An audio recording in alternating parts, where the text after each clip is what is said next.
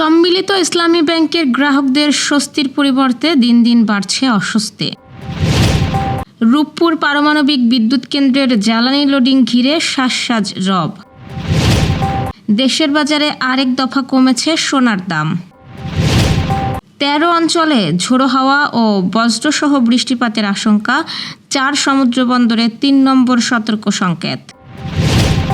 নুসরাতের মনোনয়নপত্র গ্রহণ করবে ইসি, আপিল না করার সিদ্ধান্ত।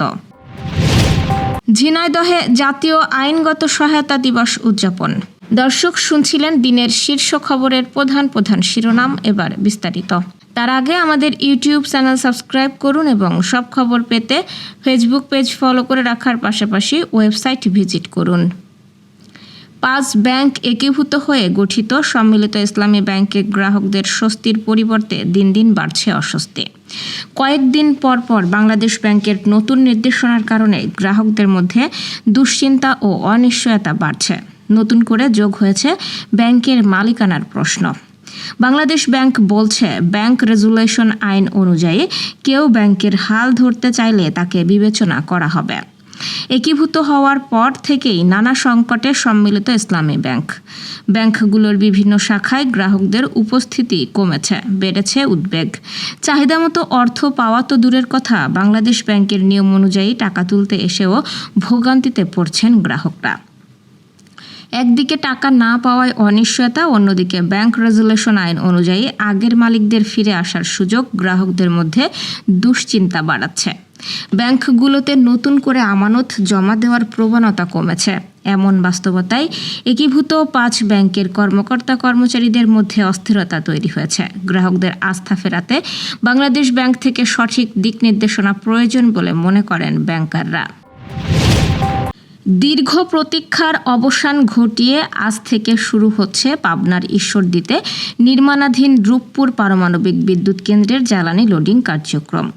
এই ঐতিহাসিক মুহূর্তকে ঘিরে পুরো প্রকল্প এলাকা ও আশেপাশে বইছে উৎসবের আমেজ। আজ দুপুর ২টা ৩০ জ্বালানি লোডিং কার্যক্রমের আনুষ্ঠানিক উদ্বোধন উপলক্ষে প্রকল্প এলাকায় বিশেষ অনুষ্ঠানের আয়োজন করা হয়েছে। এই উপলক্ষে রূপপুর প্রকল্পের অভ্যন্তরে বিশাল প্যান্ডেল ও মঞ্চ নির্মাণ করা হয়েছে। নানা রঙের পতাকা ও ফেস্টুন দিয়ে প্রকল্পের ফটক ও অভ্যন্তরে সাজানো হয়েছে। পাবনার ঈশ্বরদীর পদ্মা নদীর তীরে অবস্থিত এই বিদ্যুৎ কেন্দ্রের ইউনিট ১ এর ডিজাইন ও নির্মাণ লাইসেন্স পাওয়ার পর ২০১৭ সালের ৩০ নভেম্বর মূল নির্মাণ কাজ শুরু হয়। চলতি মাসের ১৬ তারিখে বাংলাদেশ পরমাণু শক্তি নিয়ন্ত্রণ কর্তৃপক্ষ প্রথম ইউনিটের জন্য কমিশনিং লাইসেন্স প্রদান করে। প্রকল্প সংশ্লিষ্টদের আশা, জ্বালানি লোডিং সফলভাবে সম্পন্ন হলে প্রথম ইউনিট থেকে প্রাথমিকভাবে অন্তত ৩০০ মেগাওয়াট বিদ্যুৎ জাতীয় গ্রিডে যুক্ত হবে, যা দেশের বিদ্যুৎ চাহিদা পূরণে গুরুত্বপূর্ণ ভূমিকা রাখবে। দেশের বাজারে আরেক দফা সোনার দাম কমেছে। এবার ভরিতে ২,২১৬ টাকা কমিয়ে ২২ ক্যারেটের ১ ভরি সোনার দাম ২,৪৪,৭১১ টাকা নির্ধারণ করা হয়েছে। আজ মঙ্গলবার সকালে এক বিজ্ঞপ্তিতে এই তথ্য জানিয়েছে বাংলাদেশ জুয়েলার্স অ্যাসোসিয়েশন। নতুন এই দাম আজ সকাল ১০টা থেকেই কার্যকর হয়েছে। নতুন দাম অনুযায়ী ২২ ক্যারেটের প্রতি ভরি সোনার কিনতে এখন খরচ পড়বে ২,৪৪,৭১১ টাকা। এছাড়াও ২১ ক্যারেটের ভরি ২,৩৩,৫৭২ টাকা এবং ১৮ ক্যারেটের ভরি ২,২১৩ টাকায় নেমে এসেছে। যারা সনাতন পদ্ধতির সোনা কিনতে চান তাদের জন্য প্রতি ভরি দাম নির্ধারণ করা হয়েছে ১,৬৩,০৬৩ টাকা। এর আগে গত ২৩ এপ্রিলও দাম কমিয়েছিল বাজুস, যেখানে ২২ ক্যারেটের ভরি ছিল ২,৪৬,৯২৭ টাকা। বায়ুচাপের তারতম্যের কারণে দেশের ৪ সমুদ্রবন্দরে ৩ নম্বর সতর্ক সংকেত দেখাতে বলেছে আবহাওয়া অধিদপ্তর। আজ আবহাওয়ার সতর্কবার্তায় এই তথ্য জানানো হয়েছে।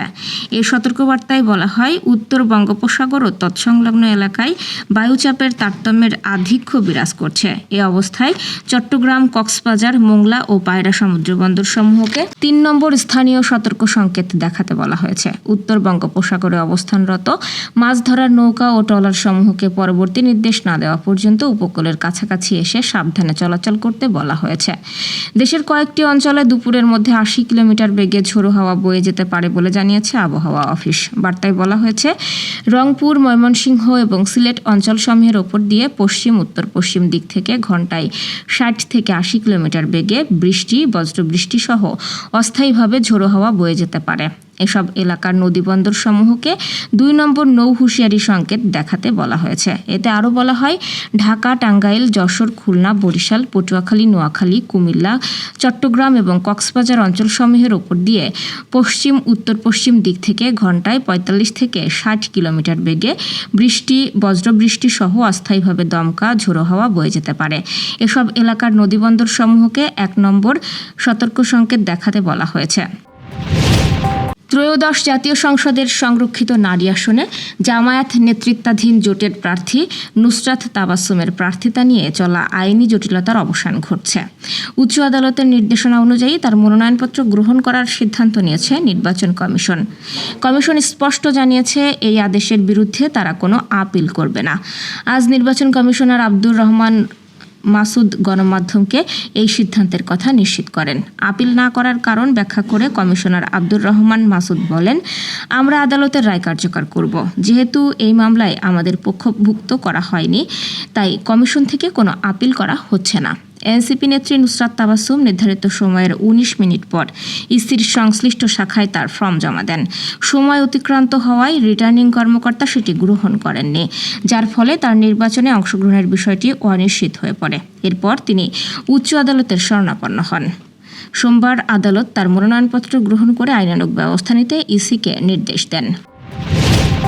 সরকারি খরচে বিরোধ শেষ, সবার আগে বাংলাদেশ, এই স্লোগানকেই সামনে রেখে ঝিনাইদহে জাতীয় আইনগত সহায়তা দিবস উদযাপন করা হয়েছে। জেলা লিগ্যাল এইড কমিটির আয়োজনে আজ সকালে আদালত চত্বরে বেলুন উড়িয়ে ও পায়রা মুক্ত করে দিবসটির উদ্বোধন করা হয়। পরে সেখান থেকে একটি র্যালি বের করা হয়।